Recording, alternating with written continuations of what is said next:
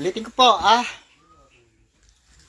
kung titingnan po natin yung nangyayari sa iba't ibang panig ng bansa, sa iba't ibang bansa, lahat na lang po ng bansa ngayon, wala na pong sinisino to. Walang mayaman, walang mahirap. Lahat ng bansa ngayon, dinidilubyo na. Kung atin pong pag-iisipan, ano kaya ang kahulugan nito? Sa mga matatalinong tao, siguro naman naintindihan nila na ang galit ng Diyos dumating na sa sangkalupaan. Nung una po, ito ay binabahagi lang namin bilang mga mensahe ng mga banal na espiritu. Hindi naman po kasi tayo magbabahagi ng mga gantong mensahe kung hindi nila ibinigay sa atin yung mga mensahe na yan. Subalit, maraming mga tao, ang mga mensahe namin, palibasa, hindi kami kilala, hindi kami tanyag, at wala kaming, parang tingin nila, parang wala kaming kabuluhan sa lipunan. Kaya hindi nila kami pinapansin. Subalit, ang maganda po dito, lahat ng mga binabalita namin, lahat ng mga mensahe namin, nagaganap na. Ano po ang kahulugan nito? Dahil, yan po ang kagandahan sa pananampalataya na to. Ang presensya ng mga banal na espiritu, dyan mo po sila makikita. Na yung mga minimensahe ng mga banal na espiritu nagaganap. Kaya lang po, marami pong mga mensahe tayo na talagang malalakas at matitinding dilubyo na hindi naganap. Sasabihin na naman ang iba, may mensahe kayo, hindi naman naganap. Ano ba gusto po natin? Yung mga mensahe sa halimbawa, isang malakas na dilubyo o yung pagputok ng 3 bulkan, sabay-sabay po yan napuputok. Mensahe ng banal dati na ibinalita namin sa sangkatauhan hindi naganap. Tapos sasabihin ng mga pilosopo, wala naman palang kwenta yung mga mensahe nyo, ano ba gusto mo? Yung maganap, 3 bulkan, sunod-sunod na sasabog, o hindi sumabog dahil may mga taong nanalangin, may mga taong tumutulong humihingi ng awat habag sa dakilang Ama para yung mga bulkan na yan ay huwag sumabog. Siguro naman, kung sakali, yung mga bulkan na yan, 3 bulkan po yan, nagbabadya sumabog nun. Ano ba ang mangyayari sa bansang Pilipinas? Isipin po natin kung sakaling sumabog yung mga bulkan na yan, at dumating pa yung isang malakas na lindol, at dumating pa yung isang malakas na dilubyo, sa palagay mo, ano ang mangyayari sa bansang Pilipinas? Eto pa! Ibinalita at mensahe sa atin ng kagalang-galang Dr. Jose Rizal na may isang lindol ang tatama. Hindi po natin alam kung saan. Subalit, ang sabi niya, hindi ko iminensahe ito sa inyo para takutin kayo. Sinabi ko ito sa inyo para kayo ay mabigyan ng babala. Kayo ay mabigyan ng pagkakataon para makapaghanda. At mabigyan kayo ng pagkakataon para kayo ay makapanalangin. Hindi natin alam. Baka yan sinabi ng kagalang-galang Dr. Jose Rizal na yan, baka yan na pala ang the big one na kinatatakutan ng lahat. Who knows? Bihira ko lang po makita, marinig na ang Dr. Jose Rizal ay nagmensahe ng ganito. Sa totoo lang po, nung sinabi yan ng kagalang-galang Dr. Rizal, nangilabot po ako. Dahil ang unang pumasok sa isip ko, baka ito na ang the big one na kinatatakutan ng lahat. Kaya mga kapatid sa pananampalataya, lahat ng mga nangyayari sa iba't ibang panig ng mundo, hindi po ba natin dapat tagbulay-bulayan ang sinabi ng ating Panginoon? At yung mga ginagawa ng mga tao, lahat ng mga ginagawa ng sangkatauhan at sinasabi ng iba't ibang mga tao na hindi naniniwala sa Diyos at mga taong hindi naniniwala sa Ebanghelyo ng ating Panginoong Jesucristo. Tingnan nyo po, yung lahat ng mga bansa na dinidilubyo ngayon, partikular na ang bansang China. Sino ang kinikilala sa bansang China? Hindi po ba si Buddha? O ano ngayon ang nagawa ni Buddha? Sa iba't ibang panig ng bansa, mga bansang Muslim. Sino kinikilala sa mga bansang Muslim na ngayon ay patuloy na dinidilubyo na? Di ba hindi sila naniniwala sa Panginoong Jesucristo? Isa yung mapait na katotohanan.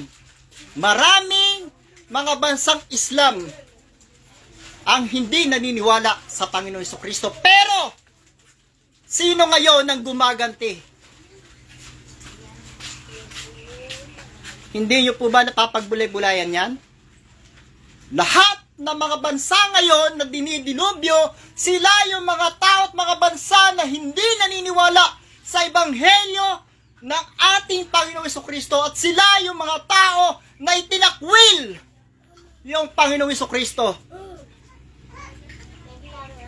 Basahin po natin ang sinabi ng Panginoong Jesucristo sa ikalawang Tesalonica, Kapitulo 1,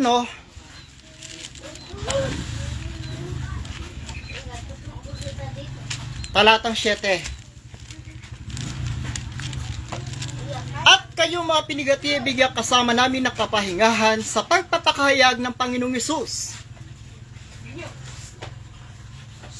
Mula sa langit na kasama ang mga anghel ng kanyang kapangyarihan na nasa nagniningas na apoy. Bakit ba nagniningas na apoy? Doon padating ang Panginoon. Galit na galit po ang Panginoon sa mga taong hindi kinilala ang kanyang ebanghelyo, sa mga taong hindi nakikinig sa kanyang ebanghelyo, sa mga taong itinakwil siya sa kabila ng kanyang mga ginawa. Ano ba ang ginawa ng Panginoon? Tinubos niya ang kasalanan ng sanlibutan. Gaano ba kahirap ang sinapit ng ating Panginoon Jesucristo nung tubusin niya ang sangkatauhan? Hindi ba't hinampas siya, pinalo, sinaktas, sinaksak? Ilang daang libong sugat ang tinamo ng ating Panginoon para lamang matubos ang sangkatauhan. Ikaw kaya baka isang hampas lang, hindi ka kaya umaray? Isang tusok lang, hindi ka kaya mamatay? Hindi po basta-basta yung pinamamalo sa kanya. At ang pumapalo pa sa kanya, isang berdugo. Gaano kalaking tao ang isang berdugo at gaano kalakas ang isang berdugo? Hahambalo sa kanya.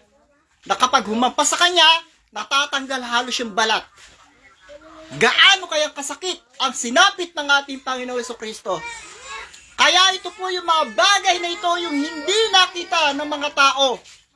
Sa kabila ng kanyang pagpapakasakit, sa kabila ng kanyang paghihirap, sa kabila ng kanyang lahat na pagsasakripisyo, walang nakita ang mga tao sa kanyang mga ginawa. Nakakalungkot. At sa kabila pa nito ng kanyang mga ginawa, itinakwil pa siya ng sangkatauhan. Ganyan po kabigat ang dinaramdam ng ating pong Panginoon. Winalang halaga, winalang bahala ng lahat ng mga tao yung kanyang mga ginawa. At ang kanyang mga ebanghelyo, hindi halos pakinggan ng sangkatauhan. Kaya mga kapatid ko sa pananampalataya, pag-isipan po natin lahat yung ating pong mga ginagawa. na lahat ng mga bagay ay ginawa ng ating Panginoong Jesucristo dahil sa kanyang pag-ibig sa atin. Ibinuwis niya kanyang buhay, subalit lahat ng ito ay winalang halaga ng mga tao. Kaya siya ngayon ay gumaganti na. Ito na ang kanyang ganting galaw sa lahat ng mga tao na hindi kumilala sa kanya. Kaya po ang sabi niya na magiganti sa hindi nagsisikilala sa Diyos at sa kanila na hindi nagsisitalima sa ebanghelyo ng ating Panginoong Hesus, na siyang tatanggap ng kaparusahan na walang hanggang kapahamakan mula sa harapan ng Panginoon at mula sa kaluwalhatian ng kanyang kapangyarihan. So, ito po nangyayari sa iba't ibang panig ng mundo.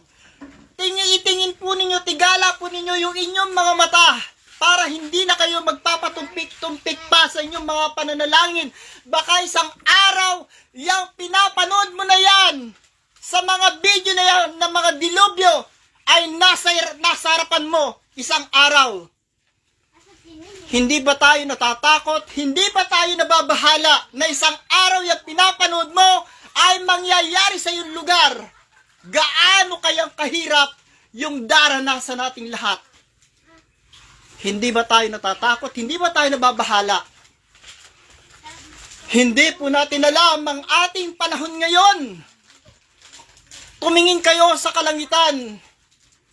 Parang may mga nagbabadyang mga panganib. Lahat na lamang po ng mga ibinigay na tanda, lumabas na po sa kalangitan. Kung hindi nyo po nalalaman, lahat ng mga sinabi sa banal na kasulatan ng mga tanda ng araw ng paghuhukom, nangyarit na ganap na po. Kaya itong nangyayari sa ating panahon sa iba't ibang panig ng daigdig, isipin nyo naman, bansang disyerto na puro buhangin. Saan ka nakakita binabaha?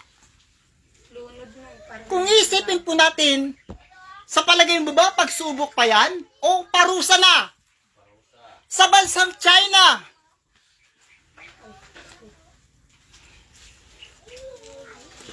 ilang dilubyo na po ang ipinadala sa bansang China. Kinilala ba nila ang Panginoong Jesucristo?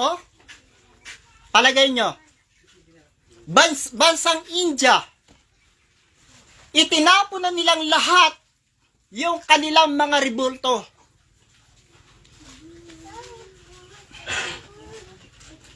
Alam naman po natin, lahat ng mga rebulto na yan, walang silbi.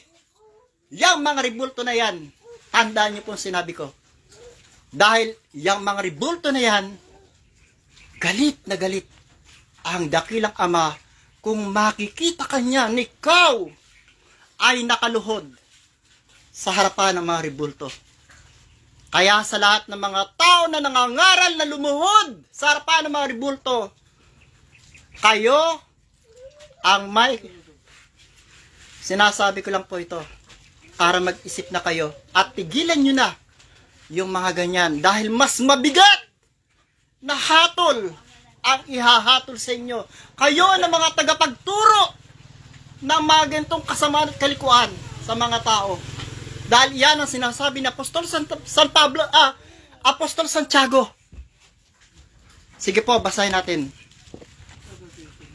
Santiago, Kapitulo 3. Huwag maging guro ang marami sa inyo, mga kapatid ko.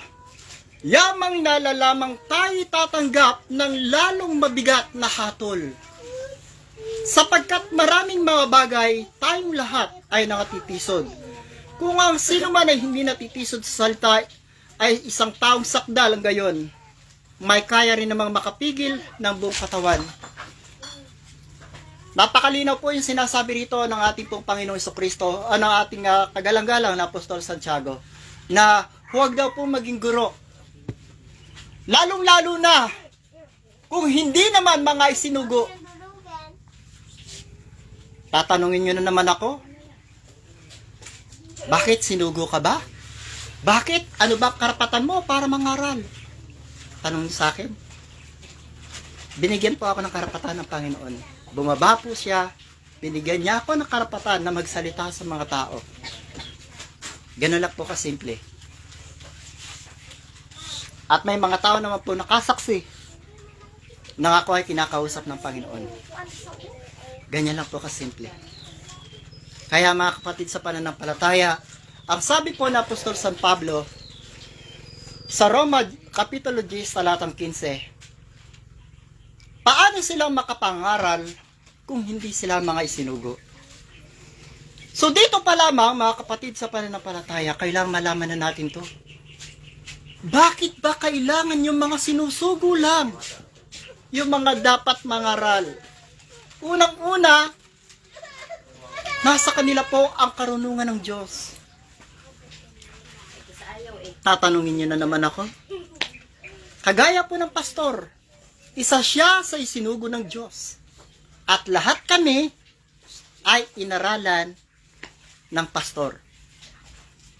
Kaya kami po ay pinagkalooban na rin ng karapatan ng Panginoong Hesukristo na kami ay makapangaral at maikalat namin ang ebanghelyo sa lahat ng kinapal upang ang mga tao mabigyan namin ng kaalaman ng mga katotohanan ng mga tunay na aral ng banal na kasulatan. Hindi po basta-basta mga pinagdaanan namin bago po namin narating ang ganitong estado. Mahaba pong panahon ng pag-aayuno yan. Tandaan po ninyo. Hindi po basta-basta at tatawagin ka ng banal na espiritus. Mahabang panahon ng paglilinis ng sarili.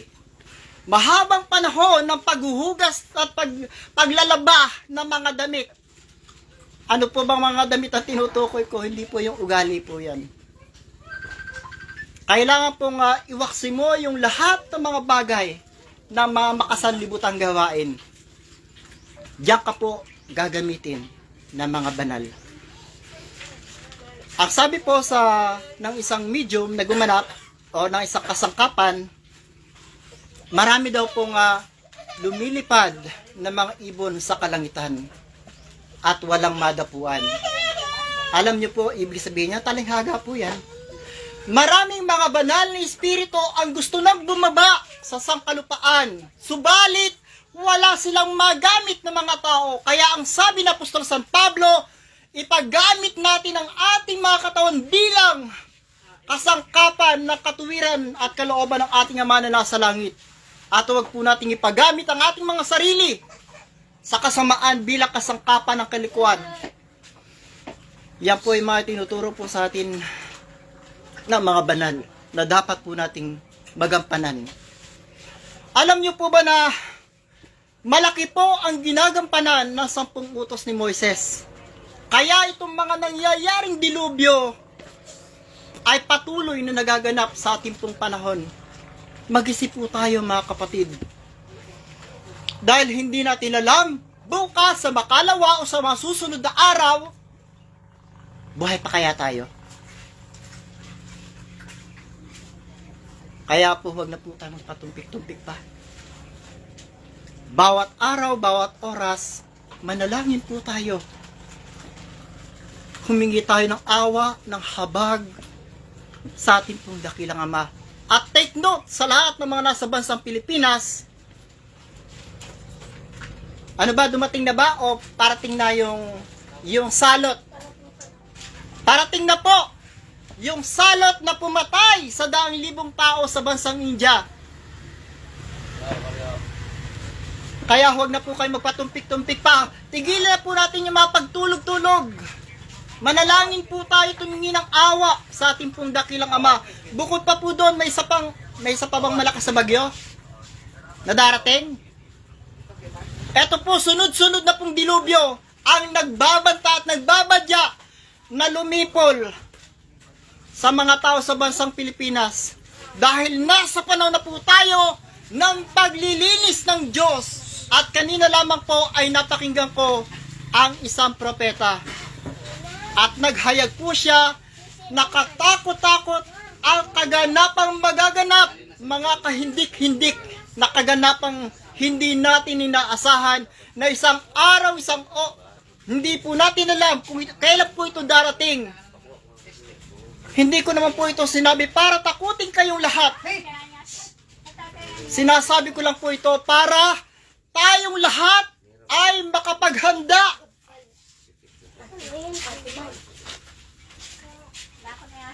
Dahil lahat po ng mga minimensahe namin, may mga pinagagalingan po yan. Unang-una na sa mga banal na espiritu. Kaya mga kapatid sa pananampalataya, alam niyo po ba yung sinabi ni Propeta Sepanyas? Na tayong lahat ay bibigyan talaga ng mga kasakunaan na yan. Dahil lahat ng tao ngayon ay puro na makasalanan. Ano ba ang sinasamba ng sangkatauhan ngayon? Hindi po ba maliwanag na ang sinasamba ng sangkatauhan ngayon ay puro pera na lang? Maraming mga tao ang isinusugal na yung kanilang mga buhay at kaluluwa kay Satanas para lang kumita ng pera at yumaman. Totoo po ba to? Maraming mga tao ang wala nang kinikilalang Diyos, kumita lang ng pera. Maraming mga taong winawalang halaga na ang Diyos pala ay nakatingin lang sa atin. Kung titingnan po natin yung mga dilubyo na yan kung walang Diyos, bakit iba't ibang panig ng bansa, partikular na yung mga taong hindi naniniwala at yung mga bansa na hindi naniniwala sa ebanghelyo ng ating Panginoong Hesukristo. Pag-isipan nyo po yung lahat ng sinasabi ko na to, dahil kung ito pong mga ginagawa ninyong ito ay babaguhin ninyo, magbabalik loob kayo sa Panginoon, kikilalanin nyo ang Panginoong Hesukristo, maaari pong mabago ang kanilang mga pasya. Kung kikilalanin natin ang kaisa-isang regalo na ibinigay ng ating dakilang Ama sa sangkatauhan upang ang mga tao ay kanyang mailigtas. Regalo po ba? Sige po, basahin po natin Juan Kapitulo 3, talatang 16. Ganito po tayo inibig ng ating pong Panginoon. Sapagkat gayon na lamang ang pagsinto ng Diyos sa sanlibutan, na ibinigay niya ang kanyang bugtong na anak upang ang sinumang sa kanya'y sumampalataya ay huwag mapahamak. Kita niyo naman po, kung kikilalanin natin ang ating Panginoon Jesucristo, ang sabi niya, upang ang sinumang sumampalataya ay huwag mapahamak, kundi upang ang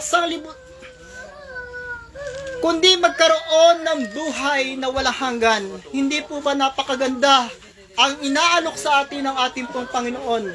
Buhay na walang hanggan. Hindi ka magkakaroon ng kapahamakan, hindi ka magkakaroon ng parusa, hindi ka magkakaroon ng sumpa na ibinibigay ng dakilang Ama sa sangkatauhan.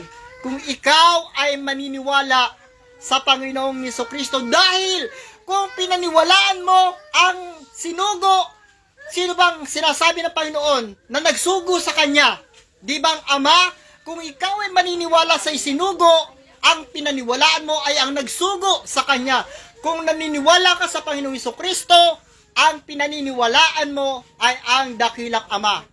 Maliwanag. Kaya po sa mga tao na hindi naniniwala sa Panginoon Jesucristo, baguhin nyo na po. Sa lahat ng mga bansa na hindi naniniwala sa Panginoon Jesucristo, magbago na po kayo ng pag-iisip. Kung ano yung mga pinaniniwalaan nyo, tigilan nyo na po yan. At lahat ng mga nangangaral, tigilan nyo na po yung pangangaral ng mali tungkol sa Panginoon. Dahil baka isang araw, kayo na ang kanyang lilinisin sa sanlibutan. Dahil ang sabi ng Panginoon, Sa lahat ng aking mga kaaway na ayaw na ako'y maghari, ay dalhin nyo siya rito sa akin at pugutan nyo ng ulo. Patayin nyo siya sa harap ko. Ganyan po kabigat ang utos ng Panginoong Jesucristo. Ano po, babasahin pa natin? Balikan po natin itong binabasa natin. Dito po sa aklat ng Lucas, Kapitulo 19, talatang 27. Eto po, ang Panginoong Jesucristo po may sabi nito, hindi po ako Datapwat itong aking mga kaaway na ayaw na ako'y maghari sa kanila, ay dalhin ninyo rito at patayin ninyo sila sa harapan ko. Ganyan po kabagsik ang ating pong Panginoong Jesucristo sa panahon natin. Dahil nung kapanahunan niya na siya nabubuhay pa sa sangkalupaan at nakikipamuhay pa bilang tao, ipinakita niya ang kanyang pag-ibig at pagmamahal sa sangkatauhan. Dahil iyon po ay panahon ng pagtubos. Tinubos niya ang sangkatauhan dahil sa kanyang malaking pag-ibig sa mga tao. Na mga tao ayaw niyang maparusahan ng dakilang Ama. Pero sa panahon po natin, ito na yung kanyang mga ganting galaw. Ang tawag po sa mga ginagawa, marami po sila. May 4 po na prinsipe na inutusan ng dakilang Ama upang lipulin ang mga taong hindi naniniwala sa Diyos. Yung mga taong hindi naniniwala sa Ebanghelyo ng Panginoong Jesucristo. 4 na prinsipe po yan na pinagkalooban ng karapatan ng ating dakilang Ama na lumipol ng mga makasalanan.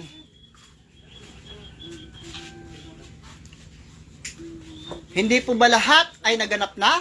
Yung prinsipe ng gera, baha, lindol, bagyo, yung mga tornado na yan, lahat po yan, may mga nag-uutos po dyan. Kaya nga po, huwag na kayong komportable pa sa inyong mga tahanan. Nakala nyo baka isang araw hindi magaganap sa inyo, baka isang araw magulat ka na lang na yung pinapanood mo ay nasa harapan mo na, yang kamatayan. Ano po ang sabi at mensahe ng Panginoong Jesucristo? Tsaka ka lang ba tatawag kung ang iyong kaluluwa at katawang lupa ay magkahiwalay na? Wala na. Huli na ang lahat. Minesaya ng Panginoong Jesucristo doon sa kapastarlak. Tsaka ka lamang ba magsisisi kapag ikaw at yung kaluluwa mo at ang iyong katawang lupa ay magkahiwalay na? Ano pang silbi? Wala na.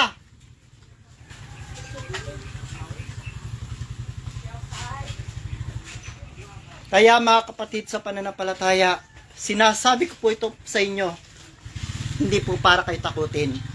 Sinasabi ko po ito sa inyo para kayo ay makapaghanda, para kayo ay mabigyan ng mga babala. Lahat po ng mga nangyayari ngayon sa ating kapaligiran, pag-isipan po natin, pagbulayan po natin, binubuhos na po ng dakilang Ama ang lahat ng kanyang galit sa sanlibutan. Matakot po tayo sa bawat araw ng ating oras dito sa sanlibutan. Hindi natin alam kung bukas sa makalawa, sa mga susunod na araw, kung buhay pa ba tayo. Ano na lang ang kahihinatnan ng ating kaluluwa kung tayo mamatay ng hindi oras. Lalong-lalo na po yung sinasabi ng Dr. Jose Rizal, na isang lindol ang magaganap. Hindi natin alam kung kailan, kung anong araw, anong oras. Ang importante po dito, nalaman natin at nang tayo ay makapaghanda at nang tayo ay makapanalangin, makahingi ng awa at makahingi ng habag sa ating pong dakilang Ama.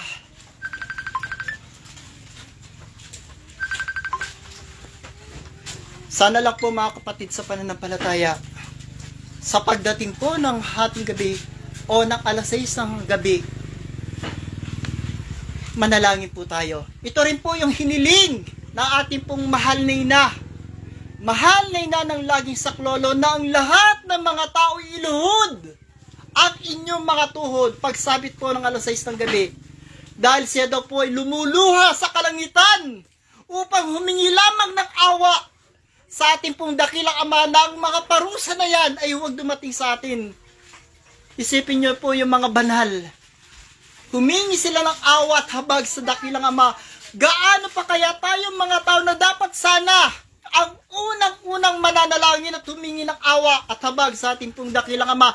Ano po yung ating mga ginagawa?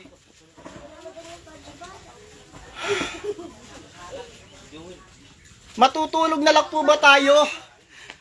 Hanggang kailan po tayo matutulog? Lahat na lang nang nangyayari sa ating paligid, wala po tayong pakialam. Patuloy lang po ba tayo sa ating pagtulog? Ano po ang magaganap sa ating buhay? Kung sakali na dumating yung mga ganitong kasakunan at mga dilubyo, kung hindi tayo nakapaganda, kaya po kami patuloy at patuloy na nangangaral, nagpapayo, nagbibigay ng babala ng mga mensahe ng mga banal na espiritu. Marami na po ako na-post ng mga mensahe ng mga banal na espiritu na nagbibigay sila ng mga babala. Subalit maraming mga tao ang hindi ito binibigyan ng halaga. Kaya isa po ito sa nagagalit ang mga banal. Marami kaming mga mensahe, marami silang mga mensahe na mga mensahe para sa sangkatawan na nagbibigay sila ng mga babala.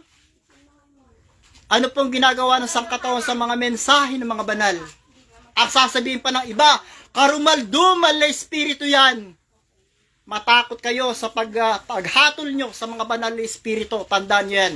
Dahil walang kapatawaran ang humatol sa mga banal na espiritu. Sasabihin nyo pa, karumal-dumal espiritu. Baka kayo ang karumal-dumal sa mga ginagawa nyo. O, sinasabi nyo lang yan dahil walang bumababang banal na espiritu sa inyo. Tama ba?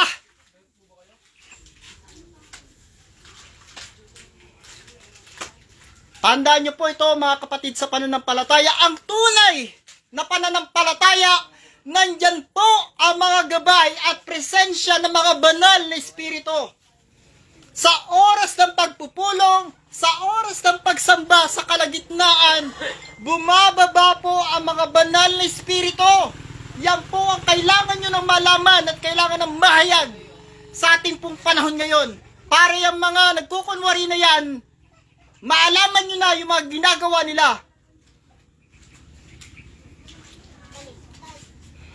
Pasensya na po, hindi ko mapigilan yung aking nararamdaman. Nararamdaman ko lang po yung nararamdaman ng mga banal sa ginagawa ng mga tao sa kanilang mga minimensahe.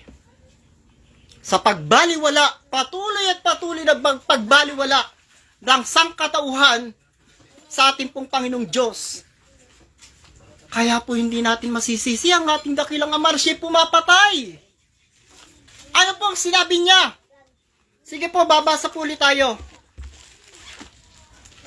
Wala po siyang awa pumatay. Tandaan po natin, hindi po siya natatakot na ubusin ang sangkatauhan.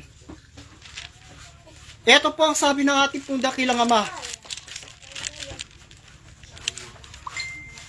Deuteronomio Kapitulo 28, talatang 63 hanggang 64.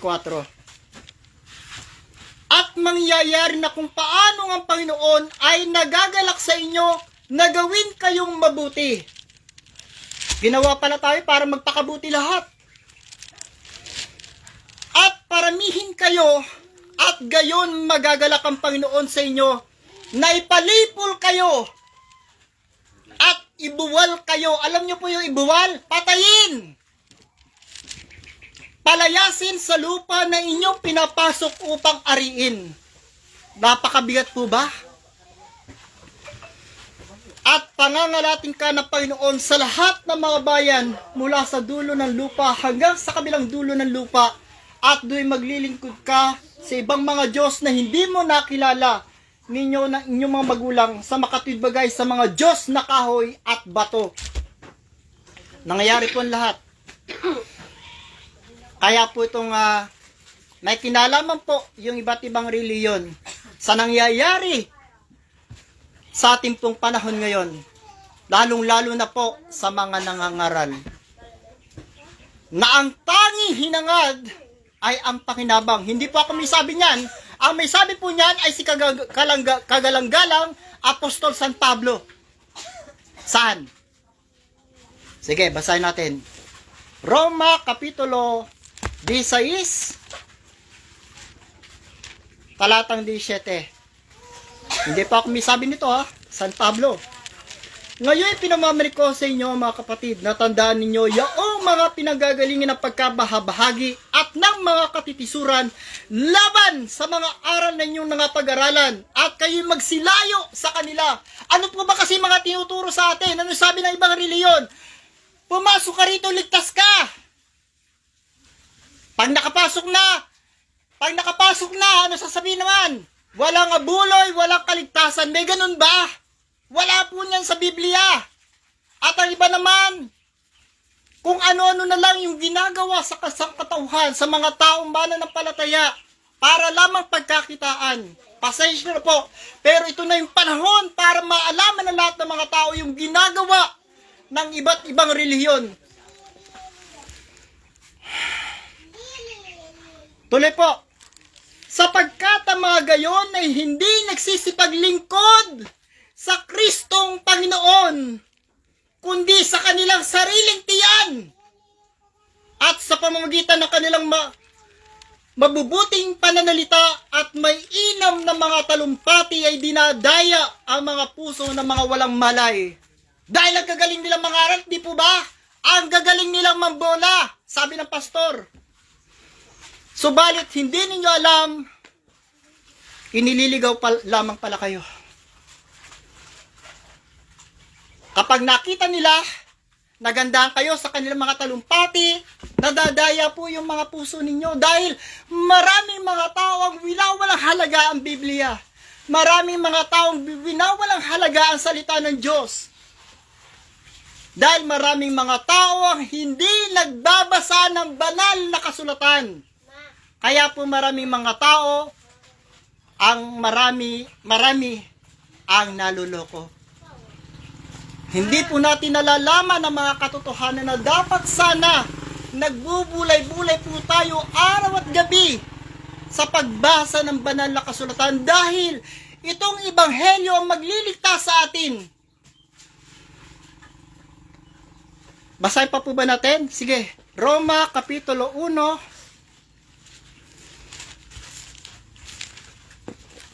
talatang 16. Sapagkat hindi ko kinakahiya ang ebanghelyo, sapagkat siyang kapangyarihan ng Diyos sa ikaliligtas ng bawat sumasampalataya.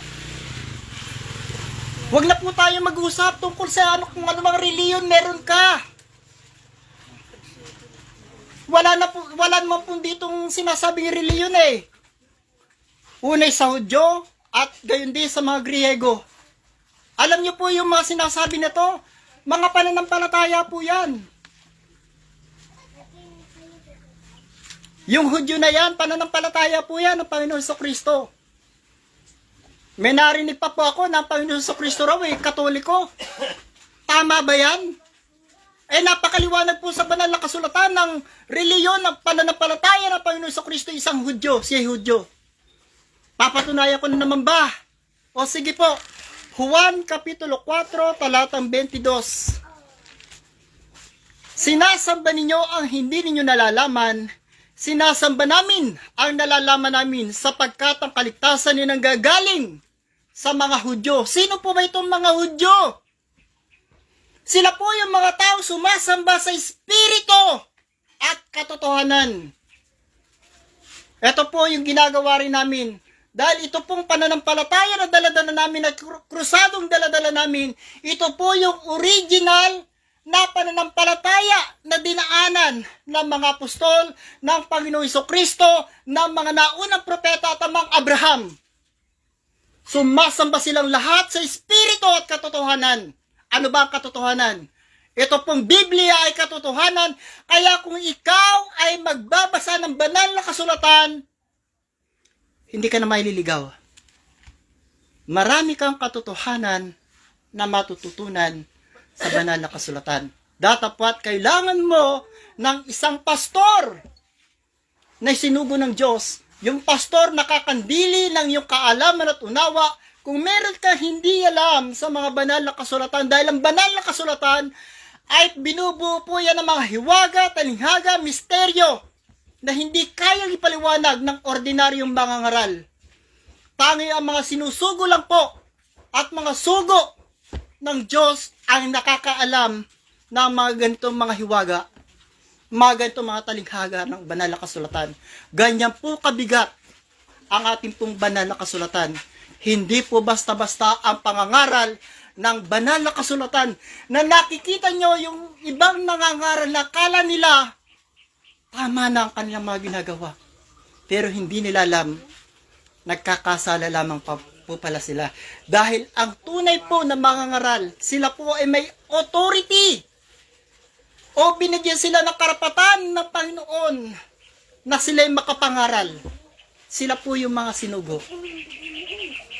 Yan po ang dapat maalaman ng lahat ng mga mananampalataya sa buong mundo na ang tanging mga binigyan ng karapatang mangaral, sila po yung mga sinugo, kagaya ng pastor. Paano po ba?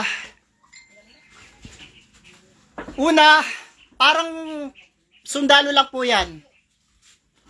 Paano makakapagtrabaho ang isang sundalo kung hindi muna magre-report sa kanyang commander?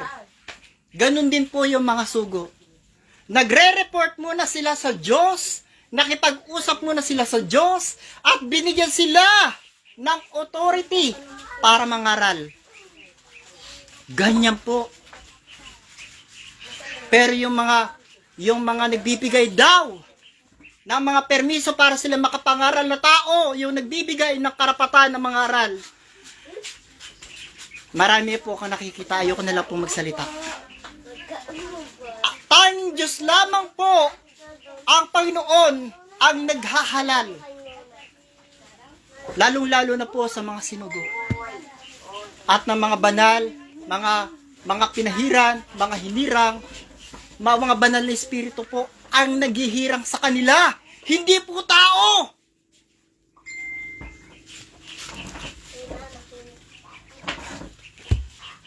Alam niyo po yung mga sinasabi ko sa inyo na to? Hindi ko po alam yan.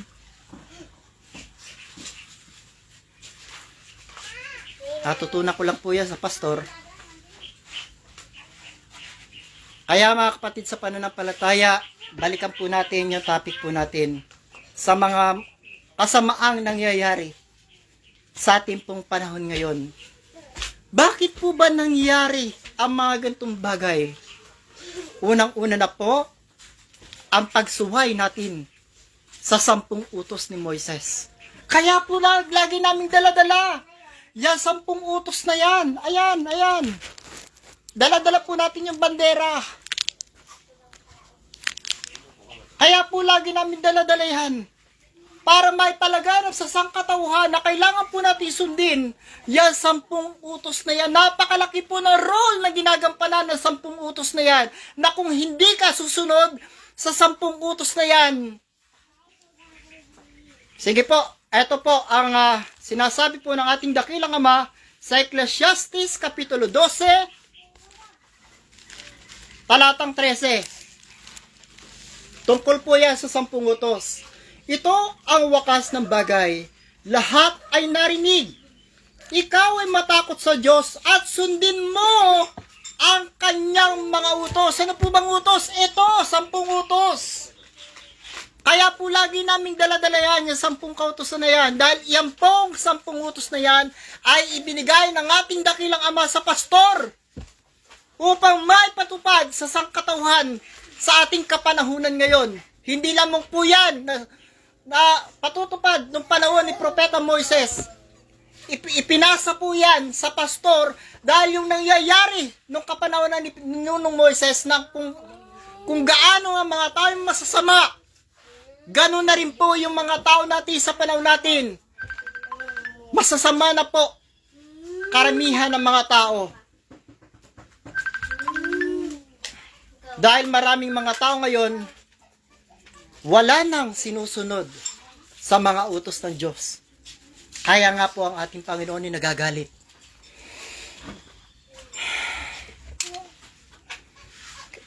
Ano po ba kasi ang ginagawa ng mga tao sa panahon natin? Ito po, babasa po tayo sa Timoteo. Ito po ang ginagawa ng sangkatauhan. Ikalawang Timoteo, Kapitulo 3. Dahil nasa uling araw na po tayo. Lahat ng mga nasa banal na kasulatan, lahat ay nangyayari at nagaganap. Kaya po galit na po sa atin ang ating pong dakilang Ama. Ito po ang ginagawa ng sangkatauhan na sana ay tigilan na po natin. Dapat alamin mo ito na sa mga huling araw ay darating ang mga panahong mapanganib. Napakapanganib na po yung ating panahon ngayon. Sapagkat ang mga tao ay magiging maibigin sa kanila sarili, maibigin sa salapi, mayayabang, mga mapagmalaki, mapagtungayaw, masuwayin sa mga magulang, mga walang turing, mga walang kabanalan, walang katutubong pag-ibig, mga walang paglulubag, mga palabintangin, mga walang pagpipigil sa sarili, mga babangis, hindi nga maibigin sa mabuti, mga lilo, mga matitigas ang ulo, mga palalo, mga maibigin sa kalayawan, kaysa maibigin sa Diyos na may anyo ng kabanalan. Dapat tinanggihan ang kapangyarihan nito, lumayo ka rin naman sa mga ito. Bakit po maraming mga tao rin naman ang nagsasabi, nagsasamba kami, iniibig namin ng Diyos ng buo ng puso, kaluluwa. Pero ano po ang sinabi ni Propeta Isaias? Basa po ulit tayo. Talaga po ito'y matindihan na to. Dahil kailangan na po ito na maalaman ng sangkatauhan yung ginagawa ng mga tao sa ating panahon ngayon. Marcos Kapitulo 7, talatang 6. Napakahirap po ng panahon natin ngayon. Kailangan na po natin itong malaman. Lahat ng mga bagay para po tayo ay magkaroon man ng kaligtasan. Ito po ang ginagawa kasi ng sangkatauhan. Sinasabi nila, iniibig nilang Diyos. Sige nga, ito po ang hula ng isang propeta. Marcos Kapitulo 7, talatang 6 hanggang 9. At sinabi niya sa kanila, mabuti ang pagkahula ni Isaias tungkol sa inyong mga mapagpaimbabaw. Ayon sa nasusulat, ang bayang ito ginagalang ako ng kanyang mga labi. Datapwat ang kanilang puso ay malayo sa akin. Datapwat walang kabuluhan ang pagsamba nila sa akin, na nagtuturo ng kanilang pinakaaral ng mga utos ng mga tao. Sino po ba yung sinusunod natin ngayon? Ang sinusunod natin hindi na po Diyos. Ang sinusunod natin yung mga namumuna sa atin. Kaya ang sinusunod natin at sinasamba natin yung mga tao. Dahil ba sila mayayaman, sila makapangyarihan, kaya sila na yung sinusunod natin at hindi natin sinusunod ang utos ng Diyos. Pero ano po ang sabi ni Kagalang-galang San Pedro? Bago kami sumunod sa tao, sa Diyos muna. Yan po ang sinabi ni Kagalang-galang San Pedro. Na nagtuturo ng kanilang pinakaaral ng mga utos ng mga tao. Ano po ba yung sinasabi? Tinuturo ng iba't ibang reliyon. Yung mga samut-saring mga doktrina na marami na pong mga tao, mga kaluluwa ng mga naligaw. Kaya po pagdating ng November 1, malapit na naman po, November 1, yung mga kaluluwa na hinikayat ninyo na pumunta sa reliyon nyo na maliligtas. Bakit pagdating ng araw ng makaluluwa, nagtatakbuhan sila sa kaharian ng langit? Doon sila humihingi ng saklolo sa pastor para sila makarating sa kalangitan. Anong hiwaga meron sa kaharian ng langit? Bakit yung mga kaluluwa doon sila nagtatakbuhan?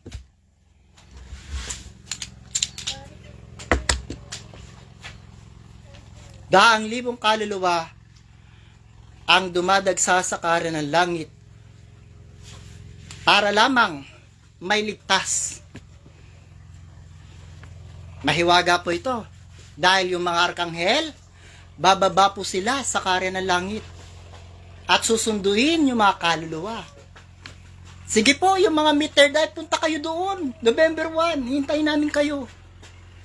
Kayo sumaksi, kayo yung magsalita. Pero, sa oras na magsaksi kayo ng hindi katotohanan, baka tigpasin ni San Miguel yung mga leg na kaluluwa nyo. Bigla na lang kayong bumagsak. Sa oras po na kayo yung magsaksi ng hindi katotohanan. Ganun po kabigat ang kaharian ng langit. Hindi ka pwedeng magsinungaling at hindi ka pwedeng magbulaan sa kaharian ng langit. Ngayon sinasabi ko sa inyo dahil may mga banal na espiritu na sasaway sa iyo. Alam niyo po ba yung saway nila? Bibigyan ka nila ng kaparusahan.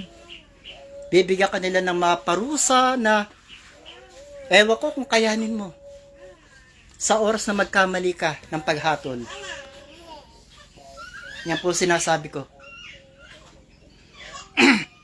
Tuloy po natin. Nilisan ninyo ang utos ng Diyos at inyong pinangahawakan ang salit-saling sabi ng mga tao. Hindi po ba napakaliwanag? Nilisan ninyo ang utos ng Diyos, kaya nga ang ating dakilang Ama ay galit na at ibinuhos na niya, ibinalaos na niya ng Panginoon ang lahat ng kaparusahan ng sumpa sa buong sanlibutan.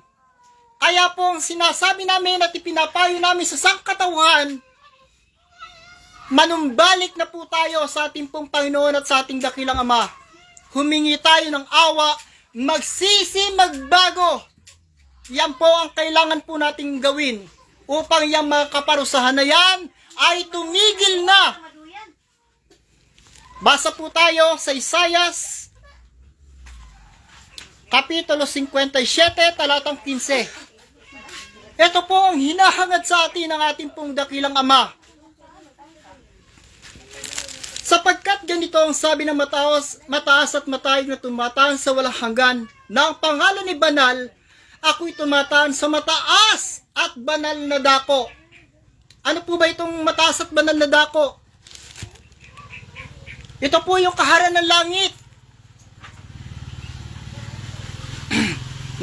Kaya po sinabing mataas, dahil ang turo ay hindi po pangkaraniwan. Ang tinuturo po rito ay mga karunungan panlangit. Hindi po karunungan pangkarunungan, mga material na karunungan. Yan po ang tinuturo dyan ng pastor. Karunungan panglangit. Yan po yung mga kayamanan na maiipon natin sa kalangitan. Yan mga aral na itinuturo ng tunay na sugo. Yan po mga kayamanan na dahil sinabi ng ating Panginoon, mag-ipon ka ng kayamanan, hindi po dito sa lupa. Mag-ipon kayo ng kayamanan doon sa kalangitan. Kaya yung mga kayamanan na yan na pinagkakaguluhan ninyo, nagkamatay na nga yung iba. Hanggang ngayon, mulagat pa rin yung mga mata sa paghihintay. Hindi na natin alam kung lalabas pa yung mga kayamanan na yan.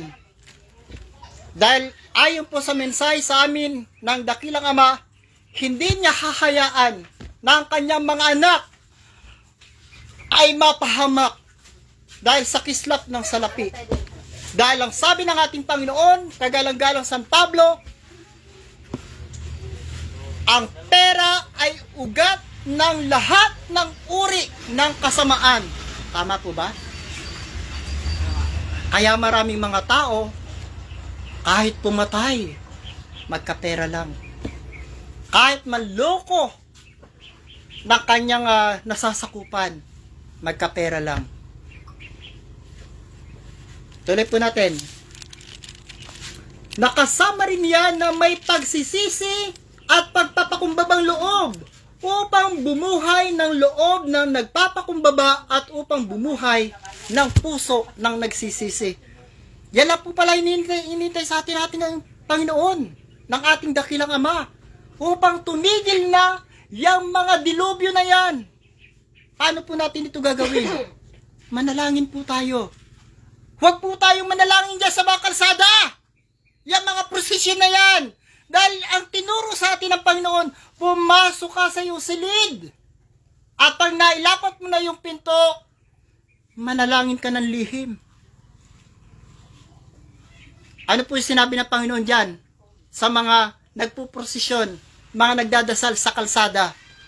Pagpapaimbabaw daw po yan. Sige, basahin nyo po yan, Mateo chapter 6. Andun po lahat ang tinuro ng Panginoon kung paano tayo mananalangin. Dahil ang tinuturo po sa atin ng ating Panginoon, manalangin tayo ng lihim. At doon sa lihim, doon kagagantihan ng Panginoon, ng ating dakilang Ama. Gagantihin ka niya sa lihim din.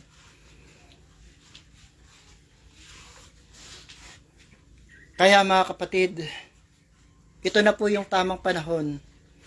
Baguhin na po natin yung mga nakasanayan nating tradisyon. Baguhin na po natin yung mga nakaugalian natin. Baguhin na po natin yung mga naunang itinuro sa atin kung mga mali naman. At marami na po mga kaluluwang nangaligaw. Wala naman pong masama. Kung makikita nyo, titingnan ninyo, ang itinuturo naman ng iba, lalong-lalo na po, yung mga taong pinagkalooban ng karapatang magturo ng ating Panginoon sa ating kapanahunan ngayon. Dahil sa bawat panahon, tandaan natin, bawat panahon, meron pong sinusugo ang dakilang Ama. Bawat panahon, merong ginagamit na tao ang dakilang Ama. Naniniwala ba kayo? Hindi. Wala.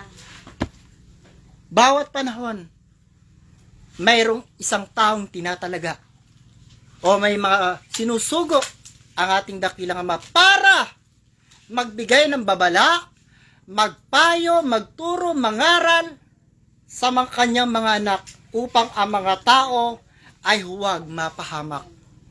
Ganyan po tayo kamahal ng ating pong dakilang Ama at ng ating Panginoon. Lahat ay ginagawa nila dahil ayaw niya na ang kanyang mga nilalang ay masusunog doon sa naglalagablab na apoy at asupre na siyang ikalawang kamatayan.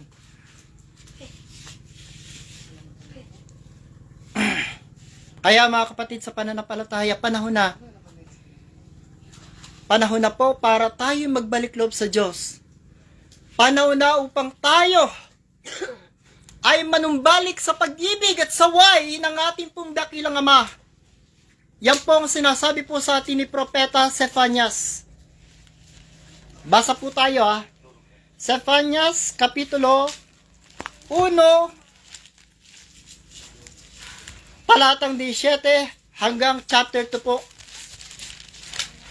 Lahat po ito ay nagaganap sa ating panahon ngayon. Na sana po ipagbulay-bulayin po natin yung mga babasahin kong mga sitas na to.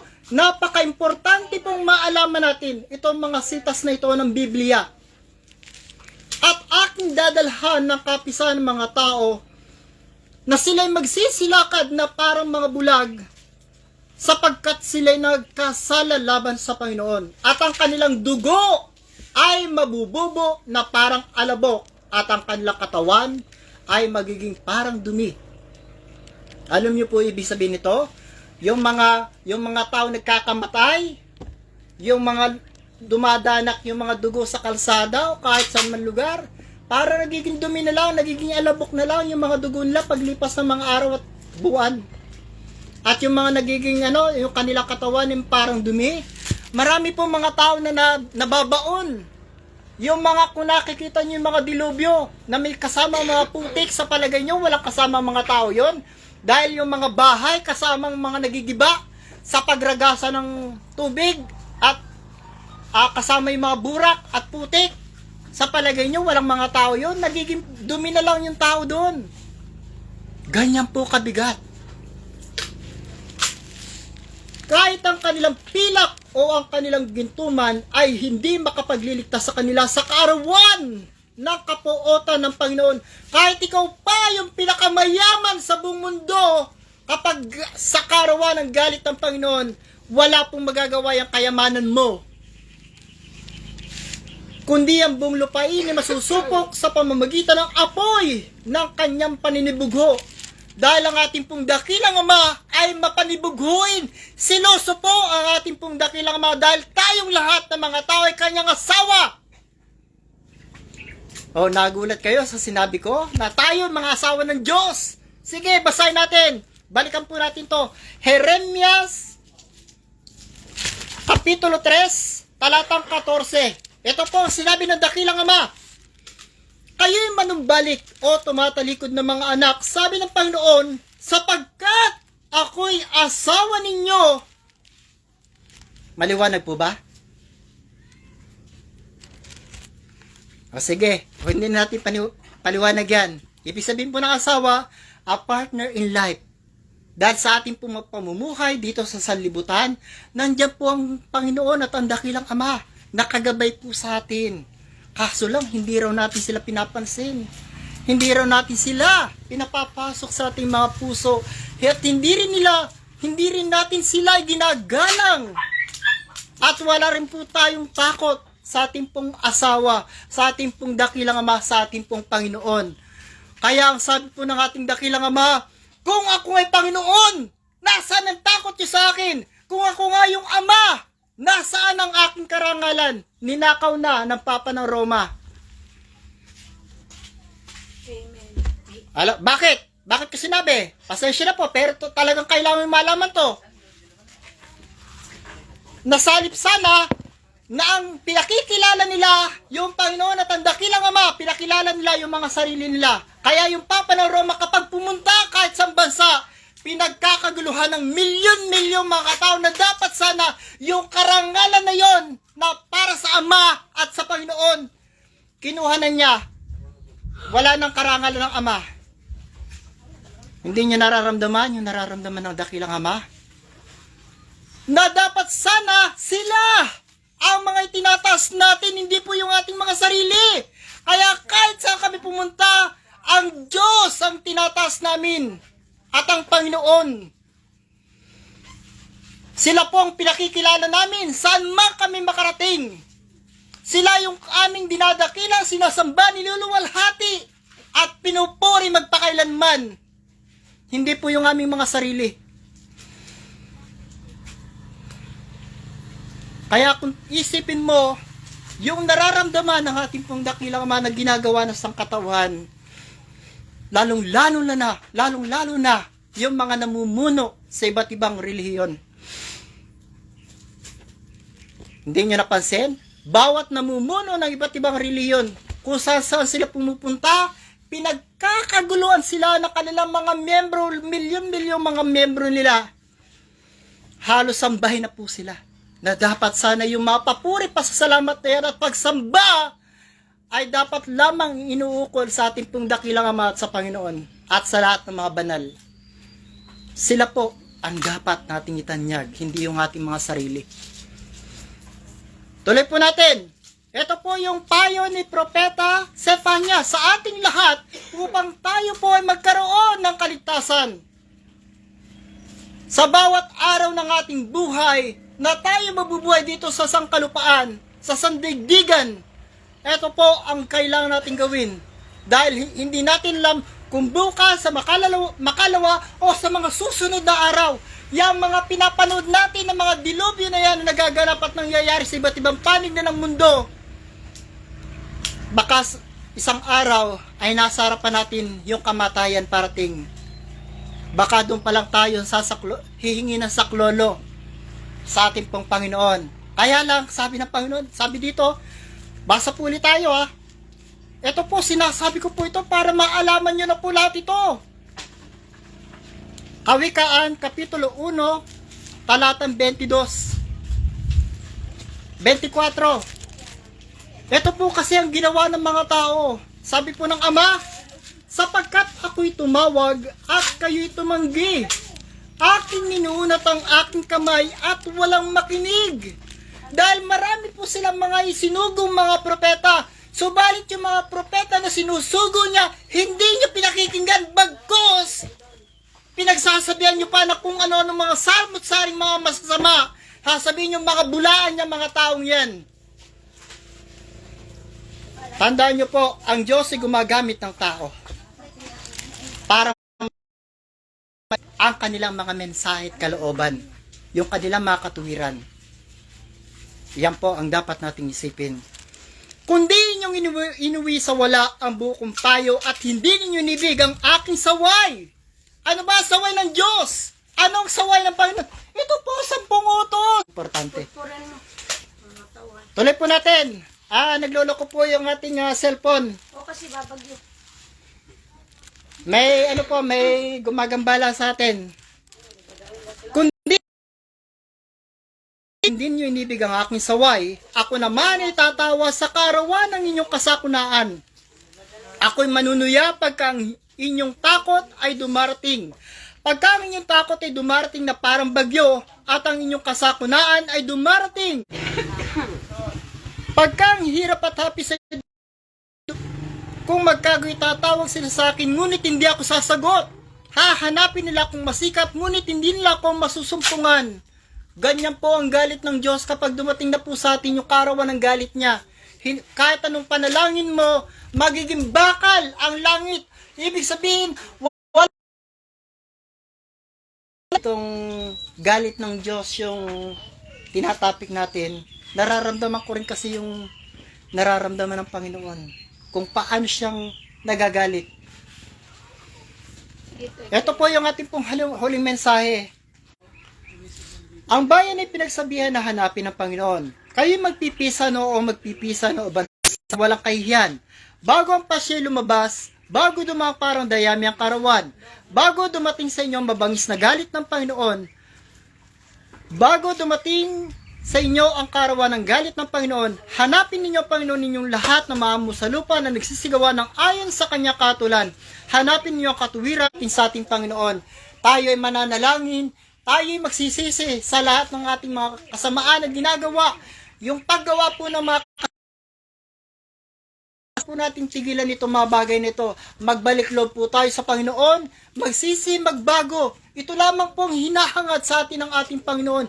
Paghariin po natin ang ating dakilang Ama sa ating mga puso, sa ating isipan. Ang hinahangad ng lahat sa atin na ang anak ng Diyos ay mahayag, na ang ating dakilang Ama ay maghahari sa buong kinapal, na ang ating Panginoon ay maghahari sa buong sanlibutan. Wala ng sumpa, wala ng kamatayan, wala ng mga dilubyo. Lahat ng kasaganaan ng lupa at ng kasaganaan ng dagat ay ipagkakalob po sa ating lahat kung tayo ay magiging mga masunurin sa batas palatuntunan ng ating pong dakilang Ama at ng Panginoon. Lahat po na yan ay ipinangako na siyang pinupuri magpakailanman.